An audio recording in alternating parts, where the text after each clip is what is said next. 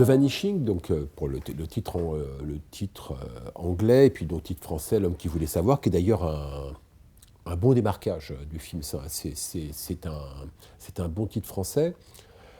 C'est un cas assez particulier, parce que nous avons affaire à un réalisateur, Georges Suizer, qui, lorsque le film sort en 86, n'est pas sur la carte du cinéma, ou du moins pour la plupart des spectateurs, n'est pas sur la carte des cinémas. Et je ne pense pas qu'aujourd'hui, d'ailleurs, il soit, Georges Suizer, sorti de ce film, et donc un film qui quand même reste confiné quand même à un certain cénacle cinéphile. Je ne pense pas que Georges Suizer soit plus que cela sur la carte du cinéma. Et pourtant, bon, ça mériterait qu'on s'y intéresse, parce que c'est un Georges Suizer, c'est quand même un cas assez particulier. C'est quand même quelqu'un qui a une bonne dizaine de films dans sa filmographie. C'est quelqu'un qui a une longue carrière de documentariste pour National Geographic. C'est aussi un personnage assez en couleur qui donc assure avoir été producteur sur Fitzcarraldo de Werner Herzog, donc quand même un des tournages les plus catastrophiques, ou du moins les plus difficiles et les plus périlleux de l'histoire du cinéma. Et j'arrive pas à trouver la trace de Georges Suizer véritablement sur ce film. J'ai, à ma connaissance, jamais entendu Werner Herzog évoquer ce producteur. Mais en tous les cas, Georges Suizer assure avoir été sur ce film. Georges Suizer a également un autre épisode marquant dans sa carrière, c'est qu'il est l'auteur de l'ultime film avec River Phoenix. Un film qui s'intitule Dark Corridor, qui d'ailleurs, quand on en lit le résumé, n'est pas sans point commun avec L'homme qui voulait savoir, The Vanishing. Et donc, malheureusement pour Suizer, ce film tourné aux États-Unis, ce film d'ailleurs qu'il a pu tourner aux États-Unis grâce au succès d'estime de The Vanishing, ce film qui était aux 3/4 tourné a été interrompu en raison de la mort accidentelle par overdose de River Phoenix, donc en 1993. Et donc ce film-là est resté, Dark Corridor, donc est resté sur une étagère pendant des années, bloqué par les assurances, qui donc avaient assuré le coût du film, puisque c'était ainsi que ça se passe lorsqu'un comédien meurt accidentellement. Mais du coup, les assurances étaient tout simplement assis sur un négatif qui pourrissait, et Suizer en a fait une idée fixe. C'est intéressant d'ailleurs, c'est un metteur en scène qui a une idée fixe, c'est L'homme qui voulait savoir, et l'histoire d'une idée fixe. Et c'est aussi la tragédie d'une idée fixe. Et Suizer a fait justement de la récupération de Dark Corridor une idée fixe. Il y est parvenu, il a pratiquement volé les négatifs dans un entrepôt, et a terminé son film avec une voix off, et donc est arrivé à vaguement le montrer. Je crois qu'il y a une édition DVD en Allemagne, mais c'est quelqu'un qui, à un moment, dans sa fin de carrière, durant toutes les années 90 et le début des années 2000, s'est bloqué sur un film. C'est très triste, parce qu'effectivement, il n'y a rien de pire pour un film que le décès accidentel de son comédien principal. Mais on va dire que tout cela, tout ce parcours pour le moins étonnant, dessine un metteur en scène à la personnalité très baroque. Et ce metteur en scène à la personnalité très baroque offre effectivement un film. Alors, c'est le seul film de Suizer que j'ai vu. C'est le seul film que l'on connaisse véritablement. C'est apparemment son meilleur film, mais ça donne pour le coup un film assez baroque dans son genre, où on ne peut plus singulier.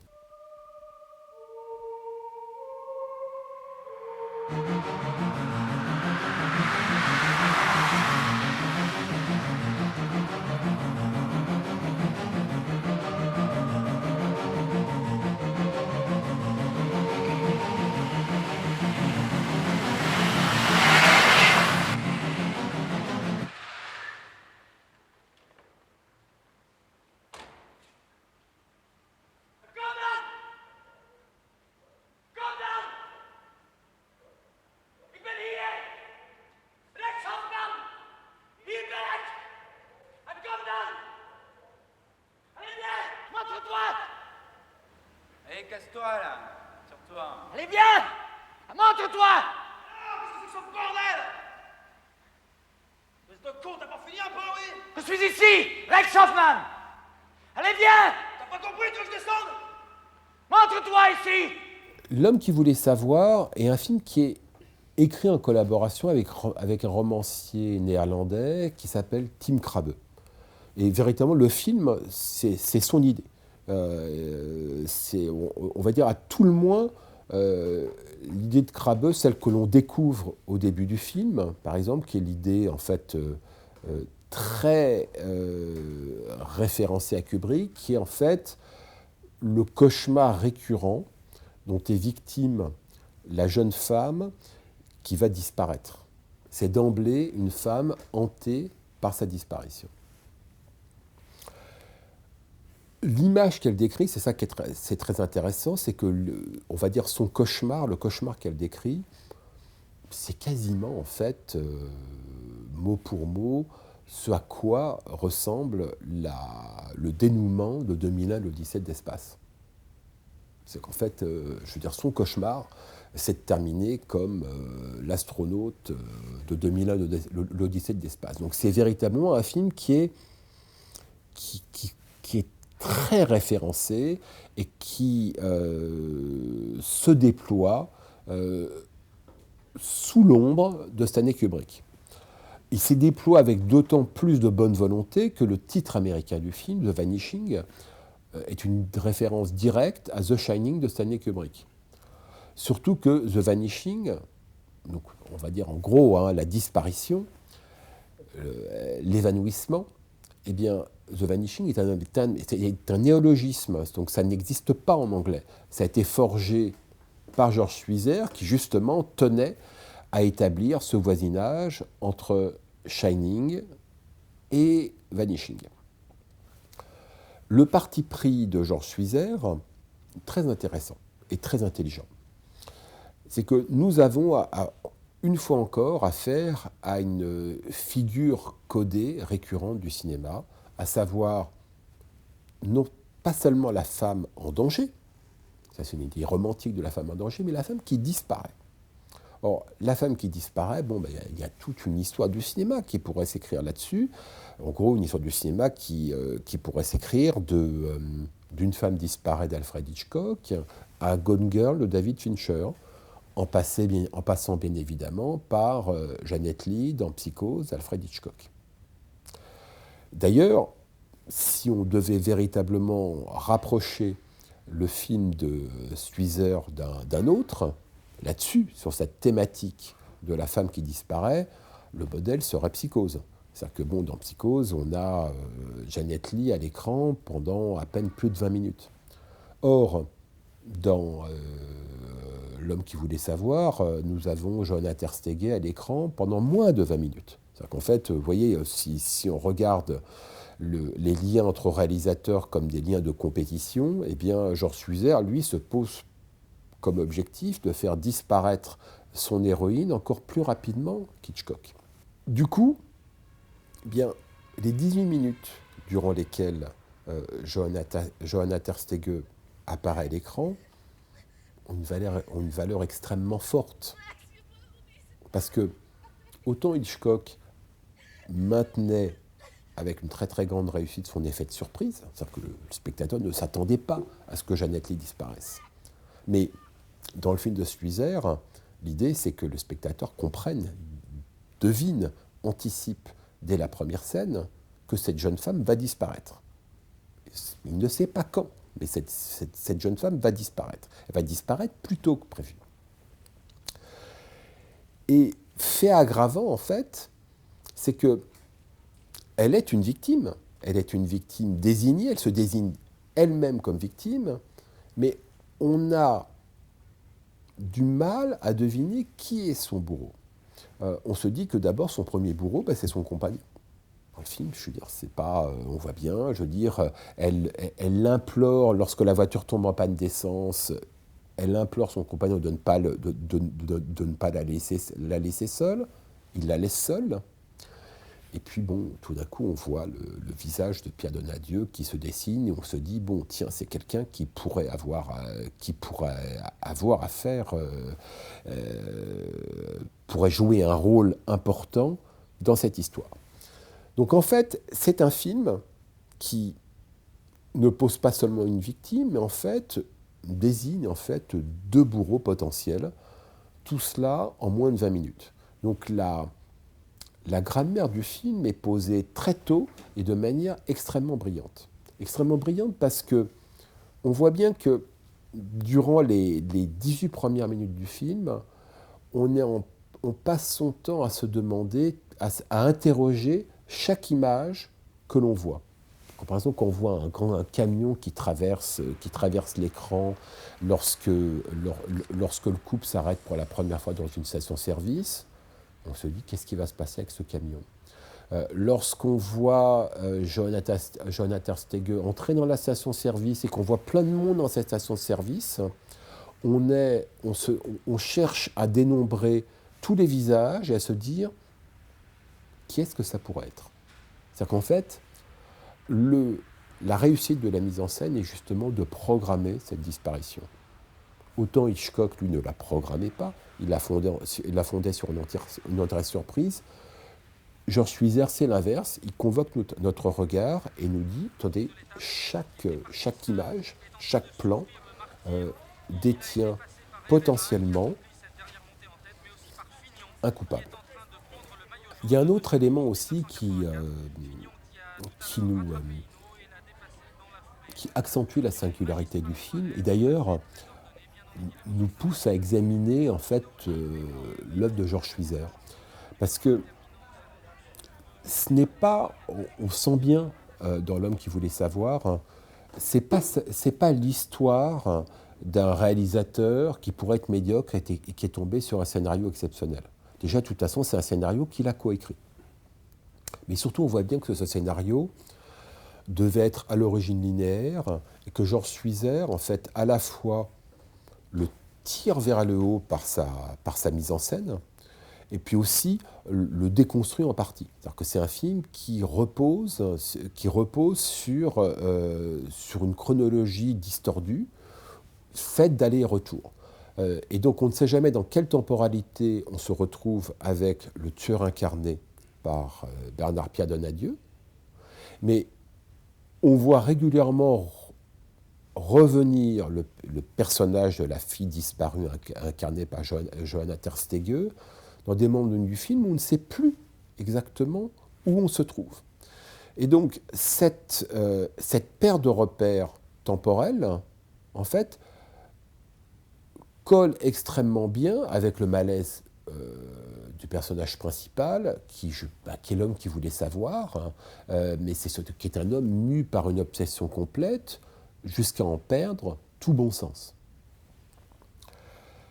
D'ailleurs, il y a dans l'utilisation justement, dans la mise en scène de Suizer, il y a un élément très très important, je pense que parfois sur lequel on ne s'arrête pas assez, qui est très très efficace, et qui participe de la folie légitime du personnage principal, du fait que cet homme qui veut savoir a raison de vouloir savoir parce que ce qu'il cherche ne relève en aucun cas du strict fantasme. Il y a cette photo au début du film qu'il tient, un Polaroid, sur lequel il voit que sa compagne est montée à bord d'une voiture.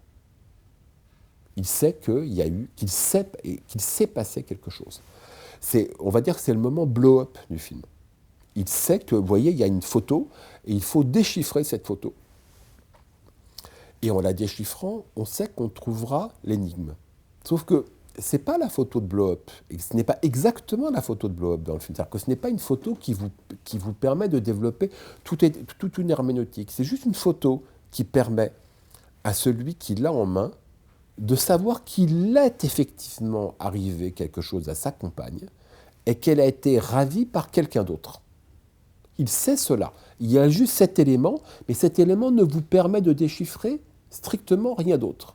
En revanche, cette photo-là l'autorise à faire de la quête de son ancienne compagne une obsession qui se développe sur des années, et d'ailleurs sur une chronologie qui est distordue parce que le film justement ne respecte pas tout à fait un ordre chronologique. Les clients ne sont pas venus ici. Madame, excusez-moi. Madame, je cherche ma femme. Elle venait acheter une bière et un coca. Elle a des cheveux roux avec des petites... Elle a un pantalon blanc, un jean et un maillot jaune. Le maillot jaune, c'est Fignon qui l'a. Vous voulez dire un pull jaune?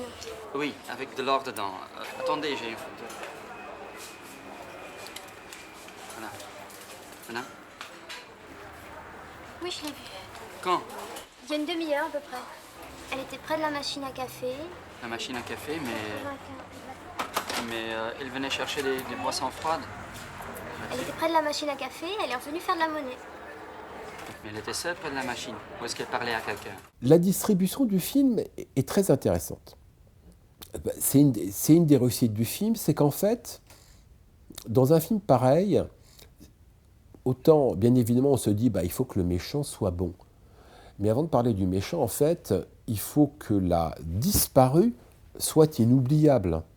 Parce que si elle est dispensable, si c'est une comédienne pour laquelle vous ne développerez pas, vous, spectateur, une obsession, il n'y a pas de film. C'est un visage qui doit vous hanter, parce qu'en fait, le spectateur doit être au moins aussi motivé que le personnage principal pour savoir ce qui s'est passé. Or, le visage de Johanna Terstege est véritablement très très intéressante. La fragilité que cette comédienne, qui était assez peu connue au moment où le film est réalisé, que Georges Huizer recrute parce que, disait-il, elle ressemblait à ma fille.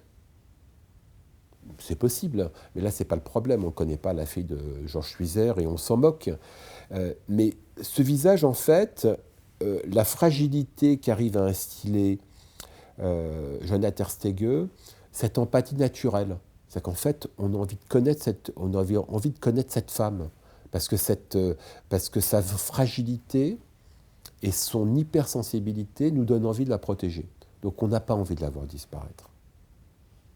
C'est la dernière chose qu'on a envie de voir. Donc, et à partir du moment où on n'a pas envie de la voir disparaître, on ne veut pas on veut absolument savoir ce qui lui est arrivé. Or, dans son physique, on va dire que c'est une beauté diaphane, peau extrêmement claire, laiteuse, et puis il y a une complexion assez particulière dans ses cheveux, qui semblera presque anormale, c'est que selon les plans, elle est blonde ou rousse. Donc en fait, on a l'impression de voir deux femmes cohabiter en même temps. C'est très très très très très très très étrange, et on n'est pas étonné. On n'est pas étonné que Kubrick voulait en faire son interprète principal lorsqu'il avait le projet extrêmement sérieux de réaliser son film sur la Shoah qui s'intitulait Ariane Papers, qui était quand même très avancé en pré-production et que Kubrick a finalement abandonné parce qu'il s'est rendu compte que son film ne pourrait jamais sortir avant la liste de Schindler de Spielberg. Donc comme Kubrick était un grand artiste, mais aussi quelqu'un qui se voyait en permanence en compétition avec ses collègues, et pour lui, il était important d'arriver le premier. Or, Kubrick voulait être le premier à sortir son film sur la Shoah, et donc cette comédienne, qui s'est préparée pendant plus d'1 an pour ce rôle, qui a refusé toutes les offres de travail, s'est véritablement consacrée à ce film. Et on se dit, on voit bien on comprend tout à fait que Kubrick, pour qui le casting était peut-être l'étape la plus importante d'un film, on comprend bien que le réalisateur américain s'est dit cette jeune femme a quelque chose que les autres n'ont pas. Donc on va dire la première grande réussite de ce film en termes de casting, c'est cette jeune femme. Cette jeune femme occupe, on la voit l'un dans l'autre, on la voit 25 minutes dans un film d'1h45. Mais en fait, elle ne déserte pas l'écran. Donc c'est un effet extrêmement particulier. Et je dirais même que une fois qu'elle disparaît en grande partie de l'écran après son évanouissement dans la station-service, lorsqu'on la revoit à la fin du film, donc en flashback, pour comprendre ce qui s'est déroulé, ce qu'elle continue d'installer à l'écran, c'est en fait une femme qui transporte avec elle une empathie inhabituelle et puis une volonté d'aller vers les autres, rend son destin encore plus traumatisant. Le destin, monsieur Hoffman, si je n'avais pas éternué.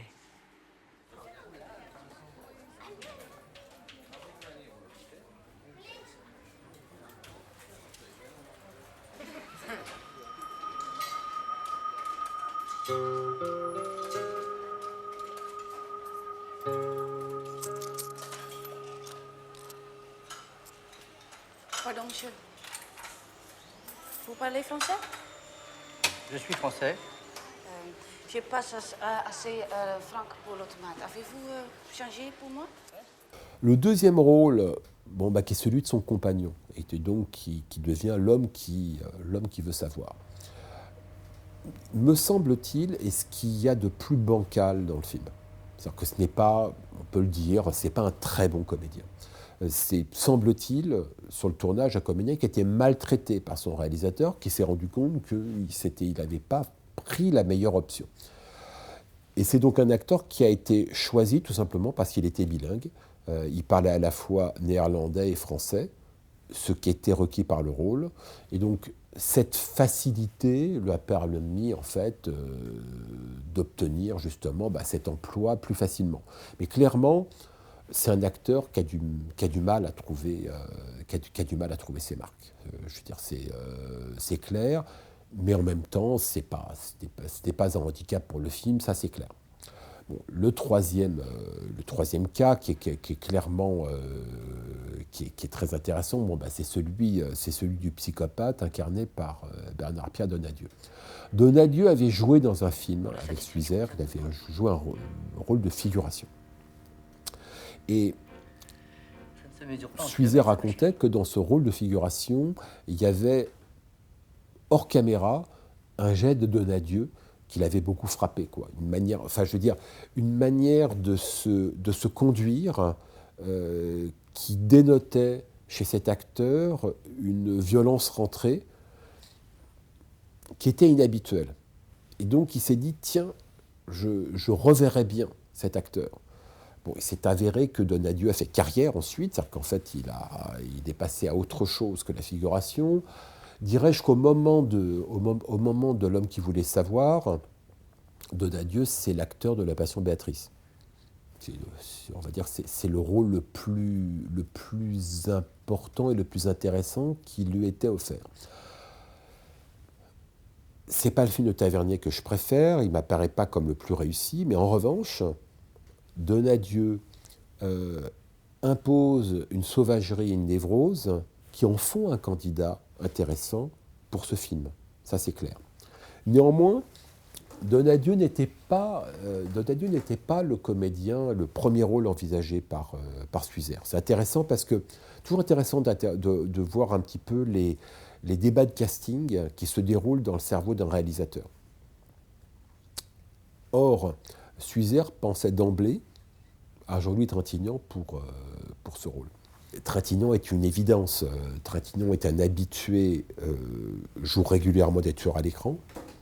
Et on va dire que l'extraordinaire capacité de séduction de cet acteur se doublait d'une violence rentrée qui n'avait pas échappé, qui avait frappé beaucoup d'autres réalisateurs, vraiment. Donc Et puis d'ailleurs, Trintignant aimait bien ces rôles-là. Il aimait bien jouer des rôles de psychopathe. Ça pouvait l'agacer qu'on lui en propose régulièrement, mais il aimait bien les jouer. Et on peut se dire que si Trintignant avait accepté le rôle, finalement il ne l'accepte pas pour des raisons de calendrier, il est occupé. On peut aussi se dire que Trintignant s'est dit ça commence à bien faire. Mais si on essaye de projeter de manière abstraite ce film avec Trintignant, on se dit que ce père de famille,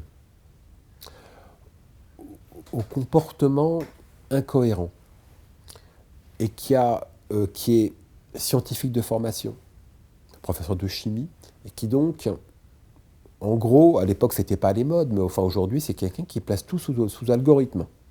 Il est là, enfin, je veux dire, il calcule les comportements des gens. C'est au sens propre.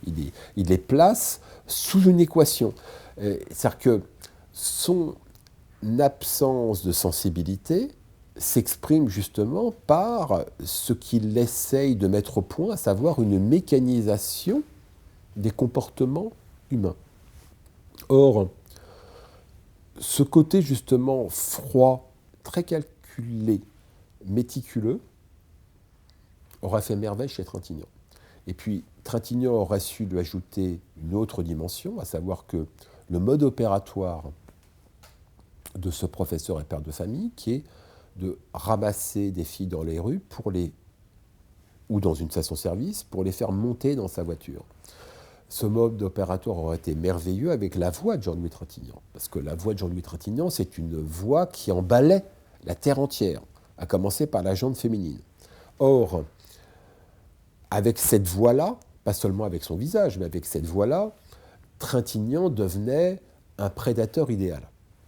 Avec Donadieu, on se retrouve avec une équation différente, parce que Donadieu n'a pas ce pouvoir de séduction. Donc du coup, son personnage, le ressort de son personnage est très différent, parce que son ressort, en fait, se fonde sur ses doutes. Il se fonde sur sa difficulté à pouvoir justement attraper sa fille. Or, du coup, quand on voit en fait qu'une seule fois son mode opératoire fonctionner, et de la manière la plus tragique, puisque c'est la jeune fille avec laquelle ce film s'est ouvert. Or, si son mode opératoire fonctionne, alors qu'en fait, quand on le voit avec d'autres femmes, il se ramasse des vestes en permanence. Si son mode opératoire fonctionne, c'est parce que justement, la jeune femme en face de lui a une extraordinaire empathie. Elle va vers les gens. Oui, regarde-moi. Dans votre main, c'est très joli, hein? Parce que mon amigo je l'aime beaucoup, et a aussi avec le Rex, Roux, Roger. Raymond. Raymond? Bon. C'est possible, vous m'avez acheté un son. Je suis représentant de ces choses. Dans le destin du film, c'est un film qui a un drôle de destin, parce que c'est un film qui est assez peu remarqué à sa sortie. Il faut qu'il fasse le tour des festivals pour que s'établisse sa réputation. C'est-à-dire que c'est un film, il a beau s'appeler L'homme qui voulait savoir, je veux dire, les spectateurs ont mis du temps à vouloir savoir. Donc c'est un film qui est vraiment passé en dehors des radars et qui s'est imposé parce qu'il est très bon, tout simplement, et parce que dans son genre, il est inoubliable. Alors, le premier de ses spectateurs, ou du moins son spectateur et son admirateur le plus célèbre, a été Stanley Kubrick. Donc Kubrick, qui a contacté, comme il en avait l'habitude, il le faisait régulièrement, il était très très généreux là-dessus, semble-t-il. Il a contacté Suizer pour lui dire, voilà, moi j'ai jamais eu aussi peur en voyant un film, et puis bon, disant, vous voyez, Shining, c'était, comparé à ça, c'était un film d'enfant. Quand on est Stanley Kubrick, on peut se permettre de minorer un petit peu son travail, parce que bon, je veux dire, c'est pas Shining est un peu plus qu'un film d'enfant, ça fait assez peur quand même, tout de même. Enfin, c'est assez probant quand même, c'est en aucun cas du Walt Disney. Mais ce qui intéressait Kubrick, je pense au-delà de la formulation d'un compliment, c'est savoir comment le film avait été réalisé. Et ça, vraiment, le truc, enfin, chez Kubrick, c'est sympathique, en même temps, c'est pas, tout n'est pas sympathique, c'est quand même le rapport qu'avait Kubrick au reste du monde, c'est qu'il vous appelait, semble-t-il, quand il sentait un intérêt chez vous, puis vous est parlé, mais vous est parlé comme quelqu'un qui plante une paille dans votre cerveau, et une fois qu'il a tout sifflé, il disparaît. Donc Kubrick avait besoin de savoir comment tout cela, dans ce film, fonctionnait. Maintenant, qu'est-ce qui fait peur dans L'homme qui voulait savoir? Ce qui fait peur, à mon avis, ce qui rend la dernière demi-heure du film si traumatisante, c'est que c'est pas seulement que le personnage principal devienne une victime consentante. C'est-à-dire que se disent que la volonté de savoir prime sur la sauvegarde de son existence. Je ne pense pas que ce soit ça. Parce que mis ainsi sur le papier, ce n'est pas une si bonne idée que ça, pour la simple raison, c'est que cette idée n'est pas réaliste. Je veux dire, notre volonté de savoir, en général, elle s'arrête justement à notre pulsion de vivre. Or, ici, ça ne fonctionne pas ainsi. Ce qui fait très peur, c'est que le choix effectué par le personnage principal, une fois qu'il se voit comme ça, on va dire, alpagué chez lui aux Pays-Bas, pour effectuer ce retour aux sources, à savoir ce qui s'est passé 3 ans auparavant, eh bien, ce choix-là, en fait, nous l'effectuerions comme le personnage principal. On se dit, quand ça lui est proposé, quand Pierre Donadieu l'attend en bas de chez lui, on se dit, ah bah oui, il faut qu'il le suive. Bah oui, je veux savoir ce qui s'est passé. C'est qu'en fait, ce film qui s'appelle L'homme qui voulait savoir, c'est l'homme qui voulait savoir, oui, tout au long du film, mais en fait, dans le dernier tiers, c'est pas seulement l'homme qui voulait savoir, c'est le spectateur qui voulait savoir. Et donc, nous nous retrouvons, et c'est quand même pas si fréquent que ça, c'est assez effrayant en fait. Nous nous retrouvons en fait sur le siège de Bernard-Pierre Donadieu, pas seulement sur celui de l'ancien compagnon, hein, qui culpabilise de ce qu'il a pu faire ou pas faire 3 ans auparavant. C'est-à-dire qu'en fait, la logique qui consisterait à vouloir survivre plutôt que savoir est inversée, en fait. Nous voulons absolument savoir. C'est-à-dire que le film, en fait, se joue de nous. C'est-à-dire que la position de spectateur, qui est ici déraisonnable, eh bien, nous l'assumons complètement. C'est assez effrayant, en fait. Ça fait assez peur. C'est proprement inhabituel. C'est proprement inhabituel. Je vous en reconnais le droit. J'en prends le risque. Mais je spécule sur votre curiosité. Vous voulez savoir ce qui est arrivé à Mademoiselle Saskia? Pour que cela fonctionne complètement et devienne inoubliable, comme ça l'est justement dans le film, il faut que la fin soit proprement horrible. Or, je pense qu'il n'y a rien de pire.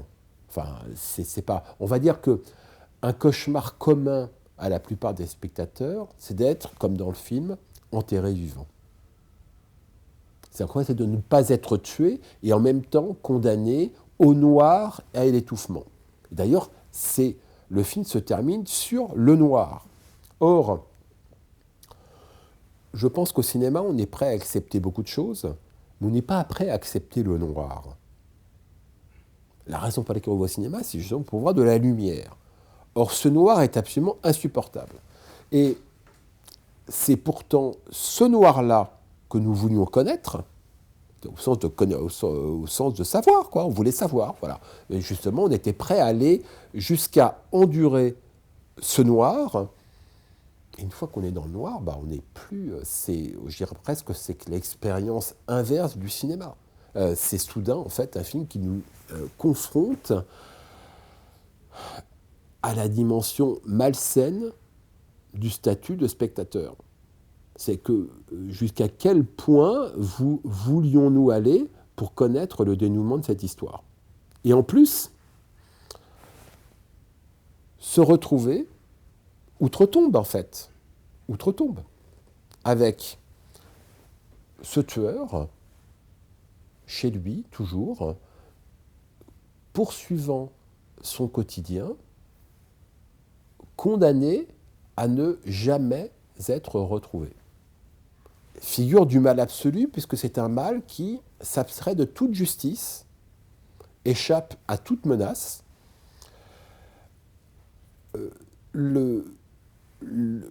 L'épitome du génie du mal, parce qu'en fait, il passe entre toutes les gouttes. Une image insupportable. Et c'est pourtant l'image dont nous rêvions, puisqu'on a tout fait pour en arriver là. C'est d'évidence la grande réussite du film. C'est ce qui le rend si singulier, en fait, et rend ce film, en fait, assez incomparable. Moi, j'arrive pas à lui trouver d'équivalent.